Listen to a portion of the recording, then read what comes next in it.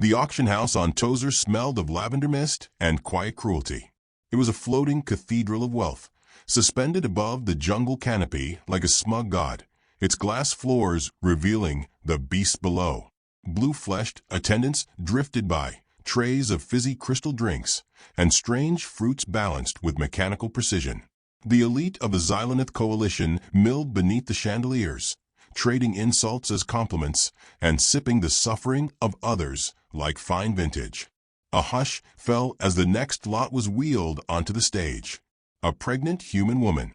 She wore a long silk gown the color of old blood, one hand resting gently atop her rounded belly, the other holding the hand of a small girl with fierce brown eyes. Her posture was regal, not out of defiance, but grace. She smiled at the crowd as though attending a garden party.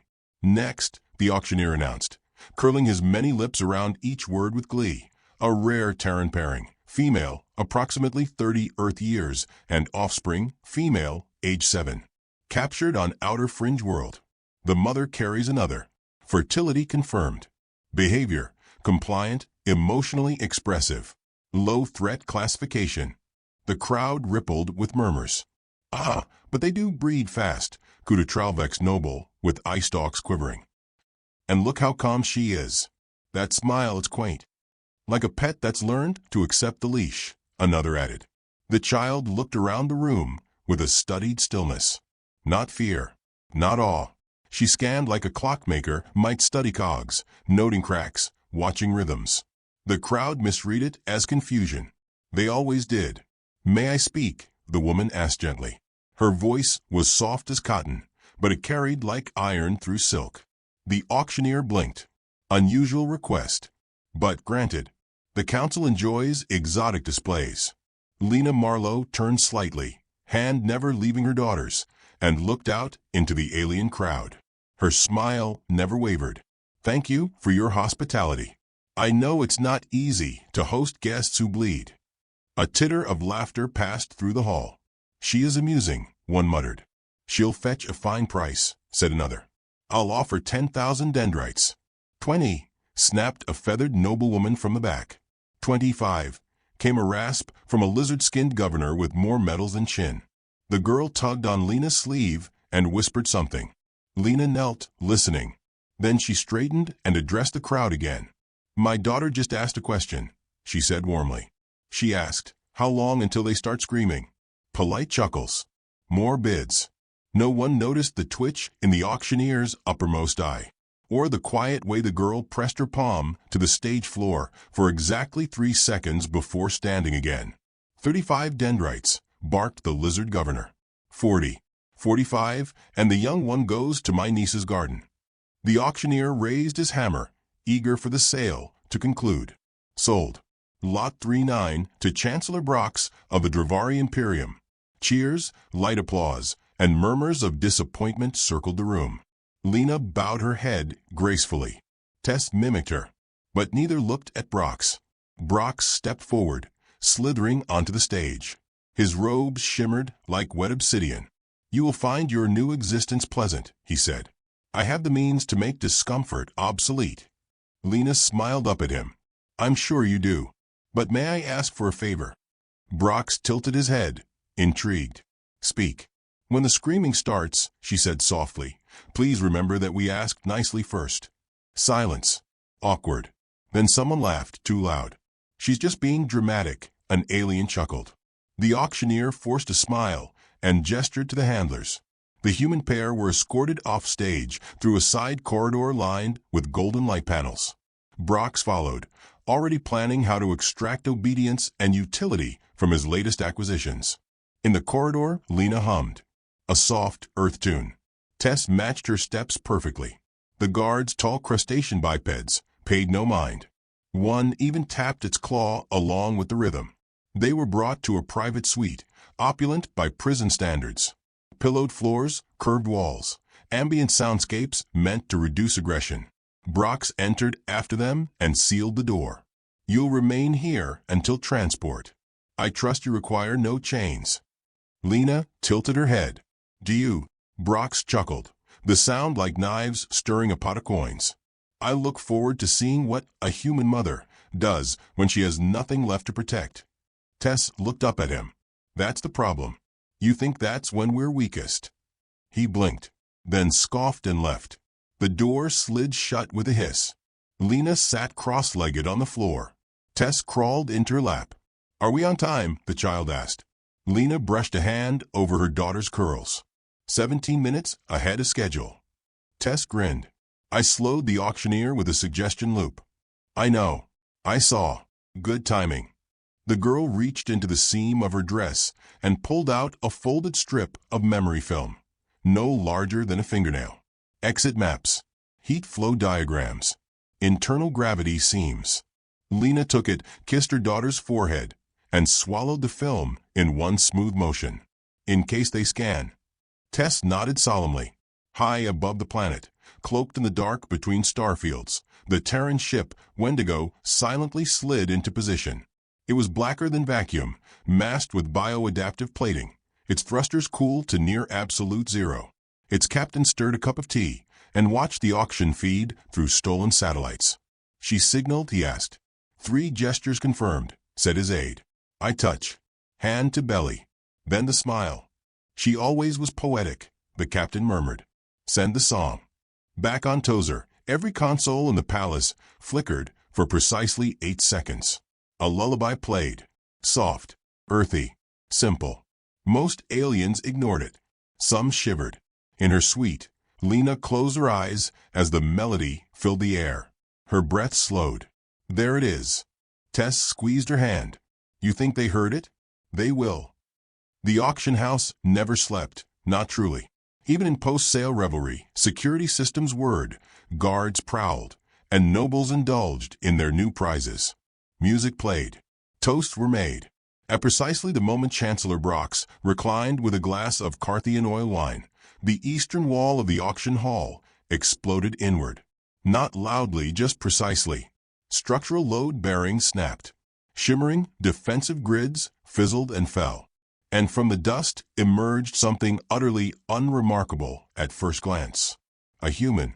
He wore a pale coat, glasses, and a smile too calm for the moment. In one hand, he carried a datapad. In the other, a single pressed flower.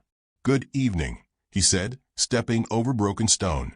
I'm terribly sorry to interrupt, but it seems you've acquired something that doesn't belong to you.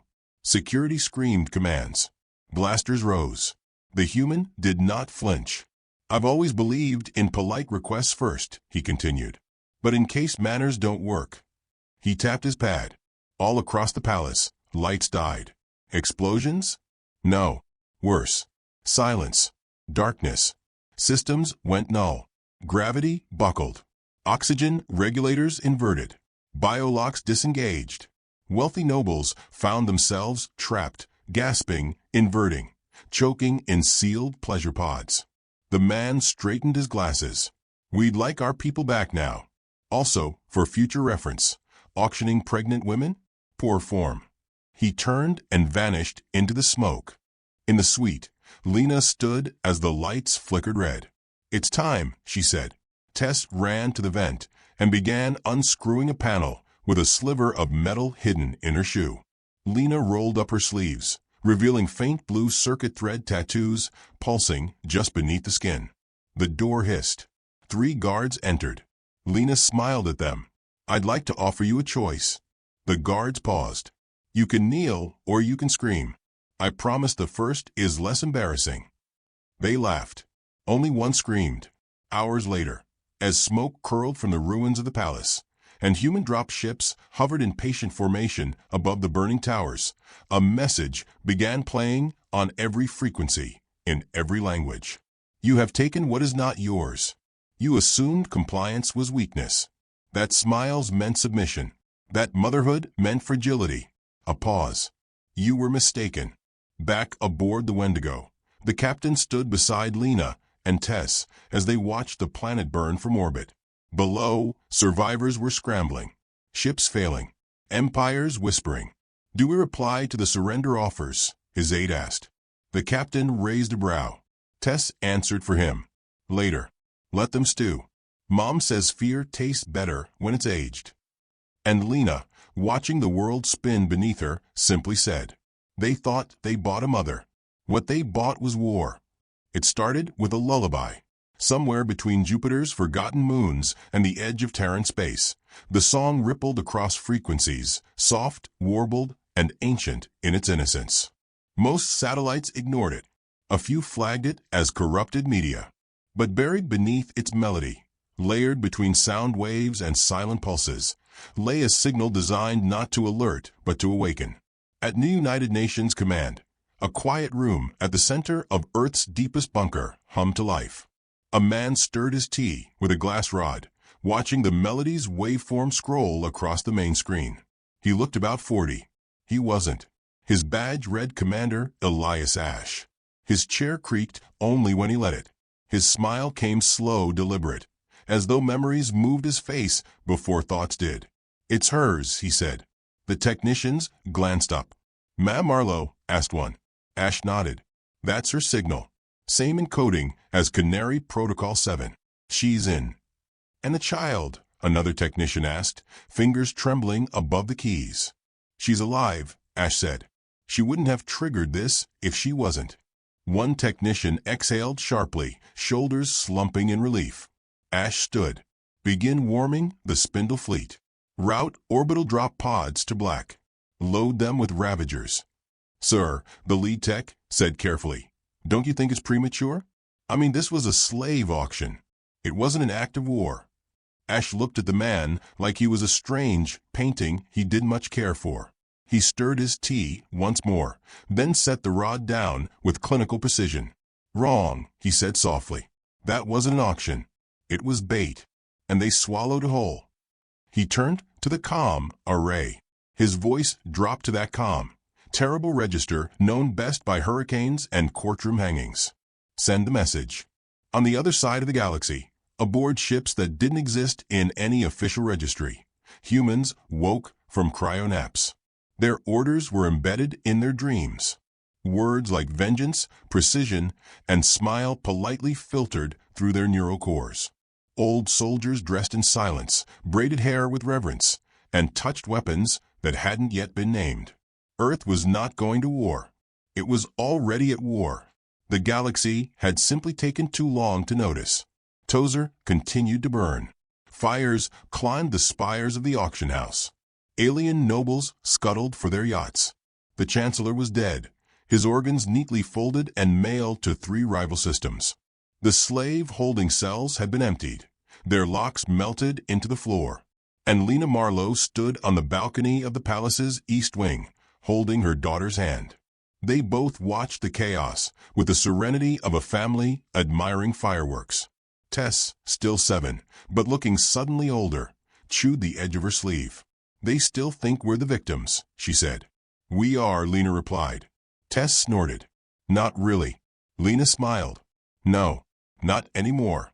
Below them, a merchant ship tried to escape through a narrow canyon. It didn't make it. Human pulse mines tore it apart in clean silence. No sound, no screaming, just a flash and then confetti. A human strike team moved through the lower compound, swift, efficient, untouchable. They didn't shout commands or pound their chests. They worked like surgeons, not soldiers.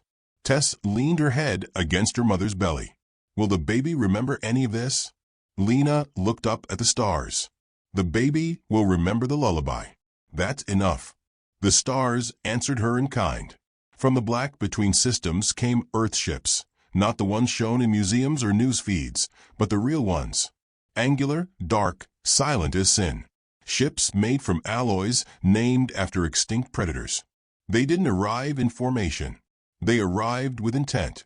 They surrounded Tozer like a fist curling into a palm. No announcements. No warning shots. Just a message broadcast to every system within 500 light years. A child's voice.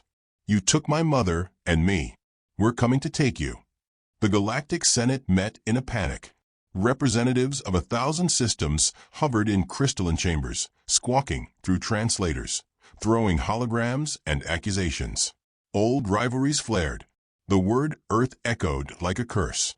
They violated the Treaty of Biological Ethics. They used a child as a weapon. They've annihilated a Class 4 economic hub. They sent us a song. Amidst the chaos, one delegate remained still, a member of the Elysian Quiet Order. They spoke only once every century. Today, the Elysian delegate activated their chair.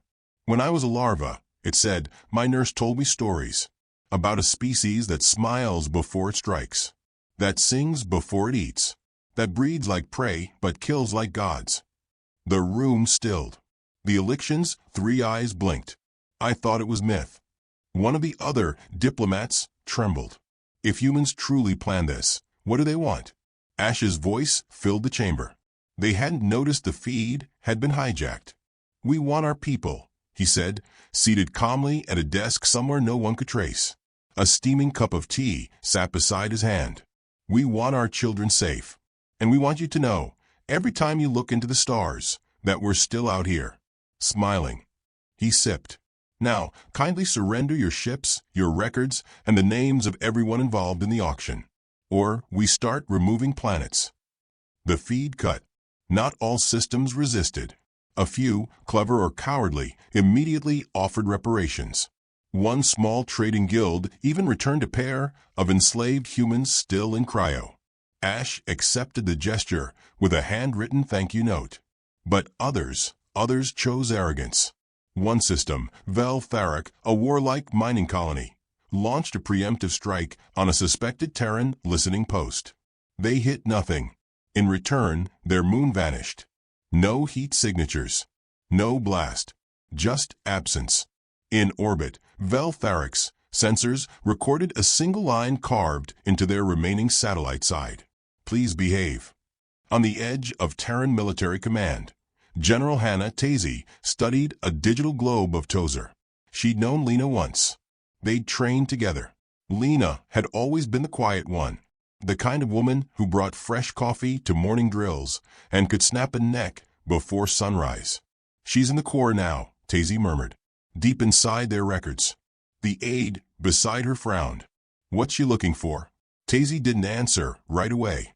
She turned the globe, narrowed her eyes at the transmission logs. Then she tapped one. This. It was a list of buyers. Everyone who'd ever participated in the auction circuit. Names, species, planetary homes. Half the galaxy. She's not just reclaiming her child, Tazy said softly. She's documenting them. All of them. She's building a list. And then, she's going to teach the galaxy why you never sell a human mother. Inside the ruins of the auction hall, Lena sat with a datapad and a warm blanket wrapped around Tess. Her daughter snored lightly beside her, curled against her hip. Outside, human engineers were erecting relay towers. A warship hovered above like a watchful ghost. Lena spoke into the recorder. Subject 0A, broker species, Grelix. Purchase history, 3 minors, 2 adult males. Last known transaction, Earth date 2381. Noted, implants used to alter behavior. She paused. Subject 0B. On and on, the list grew. When the recorder stopped, she sat back and closed her eyes. Can I help? Tess asked, awake again. You already are. The girl nodded, content with the answer. A soft chime echoed through the tower. A transmission. It wasn't alien. It was Earth. A different voice this time, soft, maternal. You started with a lullaby, the voice said. We'll finish with one. A final wave of Earth ships slipped into orbit, this time broadcasting a single signal on repeat. A song. The same lullaby. Only now it was joined by hundreds of voices, mothers, fathers, children, soldiers, all singing the same tune. Alien systems panicked. Some believed it was a mind virus. Others thought it was a countdown. It was neither. It was a promise. At the edge of known space, in a dim outpost manned by a solitary alien engineer, the lullaby played through cracked speakers. He stared at the console, unsure whether to smile or run. Why do they sing? He whispered. His translator, a budget model gifted from a Terran exchange student, answered in a choppy Earth accent. They sing so you remember them. The engineer turned off the light, but the song played on. Back on Tozer, Commander Ash stepped off a shuttle and walked the smoking steps of the palace. He carried a small box. He found Lena inside, still working. Without a word, he handed her the box. Inside was a carved wooden duck, Tess's favorite, lost years ago on a failed colony, restored by a soldier who remembered. Lena held it a moment too long. "I didn't ask for vengeance," she said. Ash nodded. "You didn't. You asked for your child." She looked at him. "And the others? We'll find them. All of them." She didn't smile, but she held the duck tight. Ash stepped out onto the balcony and lit a cigarette. Below, the world was ash and song. He exhaled and muttered, more to himself than anyone, "They thought they broke us." Behind him, Lena's voice came quietly. "They taught us how to wait." And above them, the Terran fleet spread across the stars like ink spilled on parchment, silent, sure, and impossibly vast. The morning sky above Tozer was bleeding. Crimson clouds spilled over the scorched auction towers as ash fell like snow. Alien nobles who once swaggered through marble halls now crawled, wheezing, beneath fractured statues of themselves. Here, in the smoldering remains of galactic opulence, humanity made its quiet advance, not with roaring engines, but with whispers, footsteps, and the taste of iron behind the teeth. Commander Elias Ash stood in the central atrium of the shattered auction palace, sipping lukewarm tea from a ceramic mug shaped like a smiling earth bear. The irony wasn't lost on him. Around him, Terran operatives moved with surgical calm. No shouting, no noise. Each corner they cleared, each body they left behind, was marked with silent precision. "Report," Ash said, not looking up from his cup. A woman with a shaved head and smudged black armor stepped beside him, blood drying on her collar. She held a device pulsing with stolen data. 37 confirmed VIP captures. 83 lesser targets neutralized. For made a run for their shuttles. "We let to go." Ash raised an eyebrow. "Purpose." "Tracer, dust on their boots. Let them scream into the stars. The rest will come looking." He nodded approvingly. "And the child?" "Safe," she said. "Tess is with Lena, locked down in Quadrant 4. They're cataloging the buyers." "Good. That list will rewrite maps." He sipped again, then grimaced slightly. "This tea is terrible." "You brewed it," the operative said, without missing a beat. "That explains it." Ash smiled faintly. "Right. Let's continue." They walked through a corridor lined with portraits of long-dead alien rulers. Some had human slaves at their feet. Others posed with weapons meant to impress. Most of them had now been reduced to memory fragments scattered across orbital servers, waiting to be dissected by Earth's intelligence units. Ash paused before one image, a reptilian emperor seated on a throne of chained bodies. "What's his name?" The operative checked the datapad. "Emperor Zexel of the Ninth Spine. Bought 6 humans 2 cycles ago. 4 children. 1 still unaccounted for." Ash stared at the painting, then lifted his cup in mock salute. "We'll find them." They moved on, past alien bodies twitching in neural stun fields, past flickering advertisement boards still trying to upsell a petting package for exotic slaves. One screen buzzed and glitched, then flickered to black. A child's voice hummed through the speakers. It was Tess, singing the lullaby again. Operatives paused for a moment. A few smiled. One wept quietly. The melody wove through the ruins like smoke, and the surviving aliens who heard it began to tremble. Not because it was loud or threatening or even alien, but because it wasn't. It was human, familiar, intimate, and it was everywhere. In the throne room, Lena Marlowe stood beside a collapsed alien senator whose legs had failed him after the transmission. She wore no armor, no weapons, just a pale coat and her daughter's voice ringing in her ears. Her belly had grown slightly since capture, though her movements remained feline and fluid. The senator was sobbing. "We didn't know," he muttered. "We didn't, your species, your children, they were valuable." "You priced us," Lena said, crouching. "You caged us. You sold laughter and lullabies as curiosities." "I didn't buy." "You didn't have to. You benefited. You laughed. You let it happen." He covered his face with trembling claws. "Please." She leaned in. Her breath touched his cheek. "You're going to live," she said softly, "because you need to speak." and sometimes surviving is worse. She turned away, motioned to the soldier at the door. He's to be extracted and connected to the registry list. Map his accounts. Trace every transaction. If he lies, cut off a finger. Yes, ma'am. And if he tells the truth, Lena added, walking past, cut off a finger anyway. Outside, strike teams were disabling remaining planetary defense grids. Tozer had been considered one of the most secure commerce worlds in the Xylonet sector. In 21 hours, it was disarmed, infiltrated, and repurposed into Earth's new forward base.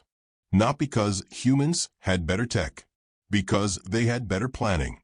Each soldier had memorized the compound layouts from Lena's data strip. Each drop pod had landed precisely where it needed to, no wasted movement, no overlapping sectors. Drones roamed the skies, not to destroy, but to observe. And where alien leaders thought they'd meet wrath, they met something worse. Silence. Discipline. A predator's patience. Lena met Ash on the palace's western balcony. She had a blood smear across one cheek and data implants pulsing faintly at her temples. I thought you didn't like field work, she said. Ash lifted his tea. I don't. But I do like tea. Still taste like regret? And stale dirt. She smirked. Progress. Then Ash nodded toward the interior. How's the girl? She cataloged 17 more entries this morning. She found 2 that were buried inside obfuscated trade codes. I had 3 analysts miss them. Ash raised an eyebrow. She's not just smart, Lena continued. She's angry. Quietly. Properly. The kind of angry that writes history. Ash's smile was slow. Good. We'll need her. Below them, a group of alien prisoners were being marched to debriefing chambers. One, a slender diplomat with silver skin and 3 mouths, began screaming. She's a mother, he shouted. She used the child as a weapon. They're monsters. Don't you see? They smile while they skin you. Lena tilted her head. He's not wrong. Ash shrugged. I've seen worse monsters. Most wear medals. She turned toward him, serious now. How far are we going to take this? As far as they took us, Ash said, without hesitation. Further, if they resist. Lena was quiet for a moment. They will resist. Good, he said. Let them. It'll make the message louder. A runner approached. Young, fresh-faced, too new for scars. He saluted and handed Ash a small black tablet. Fleet requests confirmation on next system target. Valari Prime. High-value cultural site. No military installations. Strictly symbolic. Ash studied the request, then passed the tablet to Lena. What do you think? She read it twice, then handed it back. They once held a human farm there. Breeding pods. My cousin died in one. Erase it. Ash didn't blink. Confirmed. The runner left. Lena leaned against the railing, arms folded. The fires of Tozer reflected in her eyes. You know what I miss? She asked. Enlighten me. Bread. Real bread. With butter and that cheap cinnamon powder. Ash chuckled. I'll have it flown in. Galactic cuisine is awful. She sighed. And books. The kind you turn. The kind that smell like old stories. He nodded. That one I agree with. The wind shifted. The scent of ash and ion dust settled between them. Somewhere nearby, a lullaby played again. The same one. Always the same one. Lena closed her eyes and exhaled. I planted a message in the broadcast, she said. Buried in the final verse. Hidden language. Ancient Terran military can't. Ash looked sideways at her. What does it say? She smiled. It says this is only the beginning. They stood there, not speaking, as the sun began to rise over a broken world. Meanwhile, in orbit, the Wendigo floated beside 3 other Terran warships, their hulls dark, their engines pulsing in rhythmic menace. The ships bore no flags, no names, just silence. Captain Dax Kinley reviewed the transmission logs. Hundreds of intercepted messages. Panic, retreat, offers of negotiation. One message kept repeating from a minor planet in the Ilthan conclave. Please advise terms of surrender. Kinley lit a match and held it to a cigarette. He didn't smoke. Just like the ritual. He tapped the console and recorded a response. You sold children. You auctioned a pregnant woman. Terms are as follows: lie flat, hands above heads, and kiss the floor until we say stop. If that's too hard, we'll assume you've chosen the other option. He hit send. Below, in the dungeons of the auction palace, Lena walked through cells holding alien officials. They weren't being tortured. Not conventionally. They were being educated. Each wall displayed holograms of Earth's history. Genocides. Revolutions. Broken treaties. Retaliations. Lessons written in fire.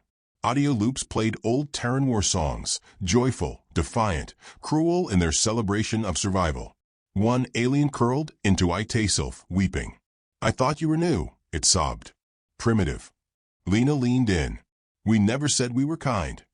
By nightfall, Tozer was under full Terran control. All known participants of the slave auction ring were either captured or on the run. Earth's new relay tower began transmitting messages not of conquest, but of remembrance. It broadcast the names of every enslaved human known to have been taken.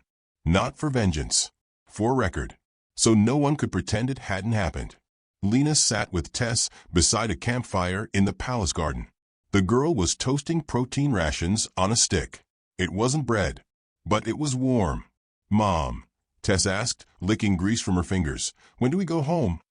Lena brushed a curl from her daughter's face. Soon. After we finish? Yes.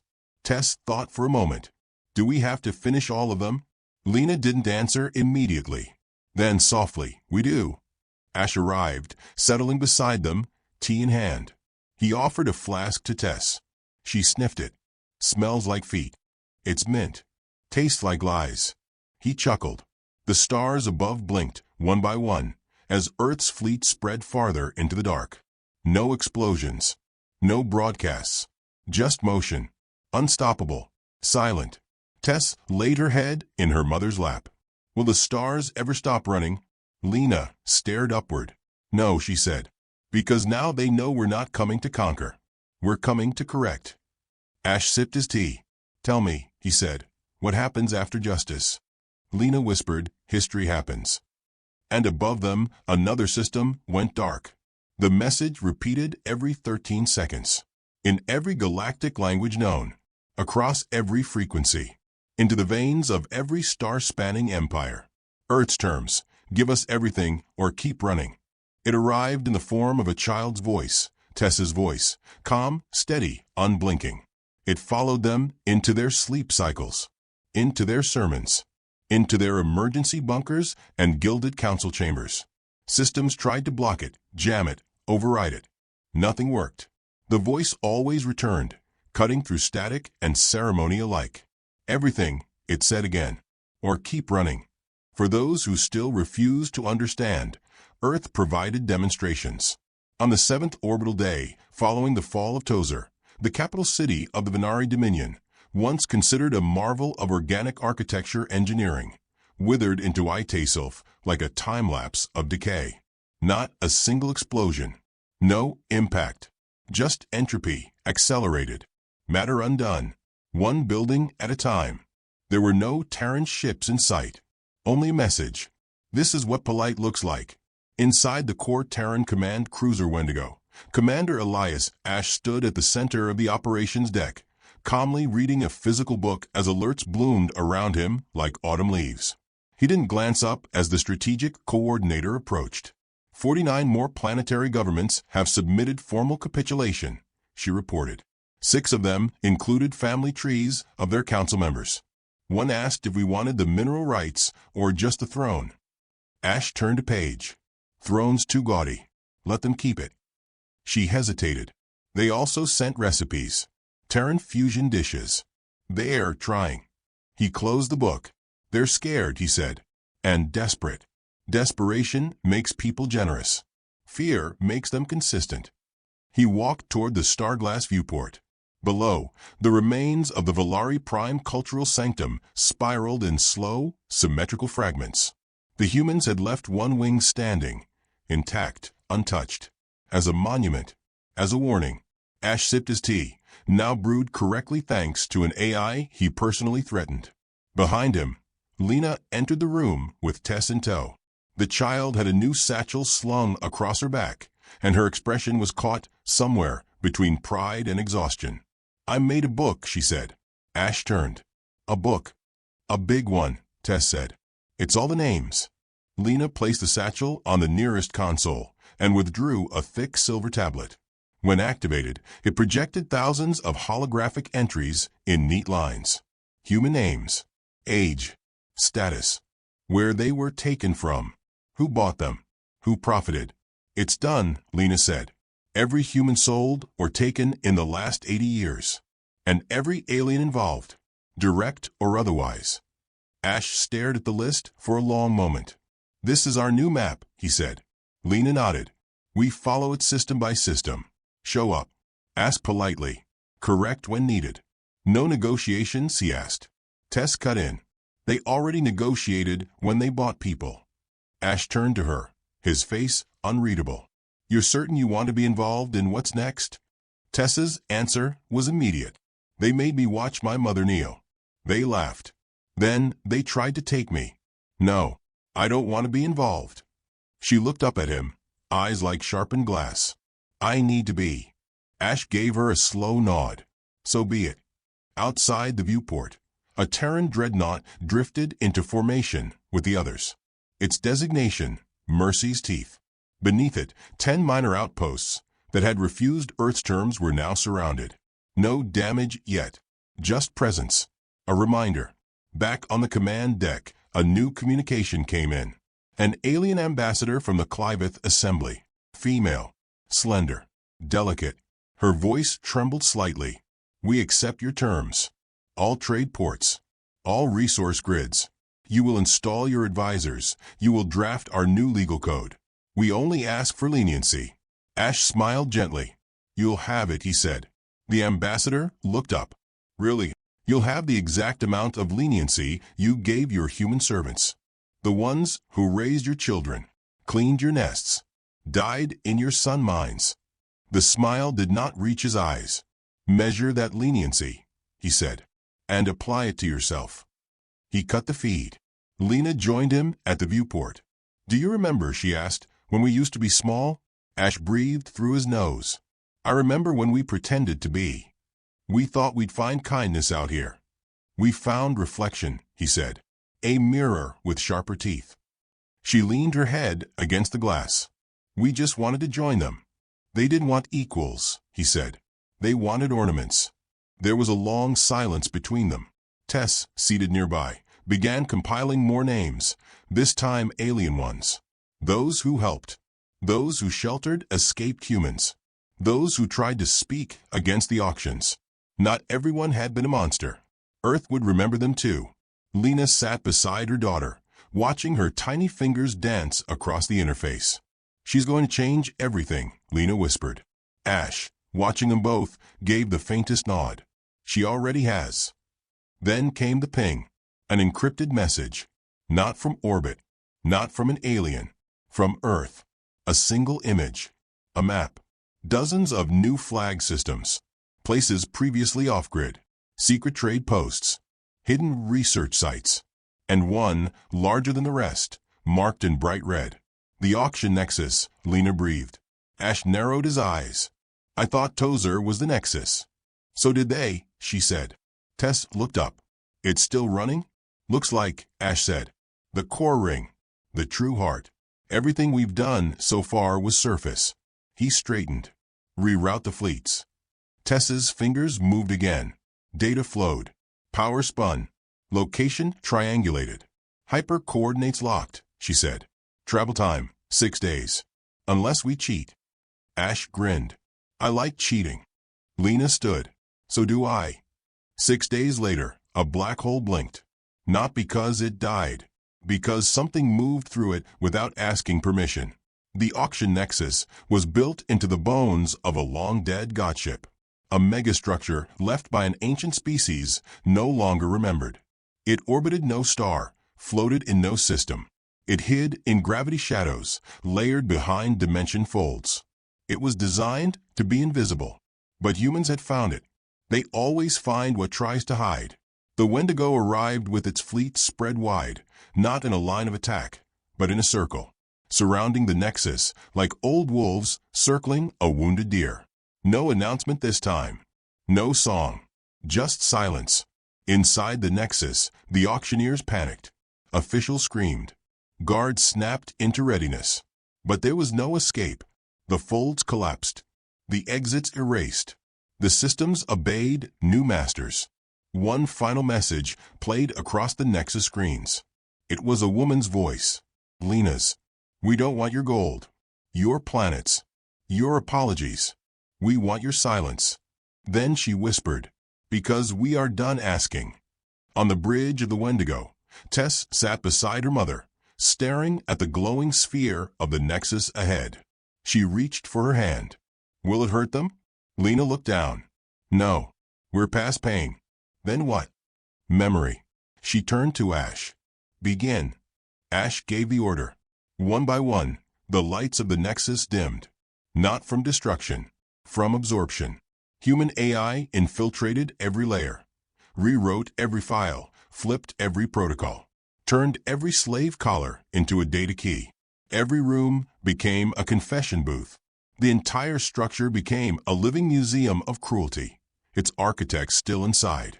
Earth wouldn't erase it. It would display it. So every child would see. So no one could say they didn't know. When the last light faded and the screaming stopped, Ash looked to Lena and said, It's done. She shook her head. No. Now we begin.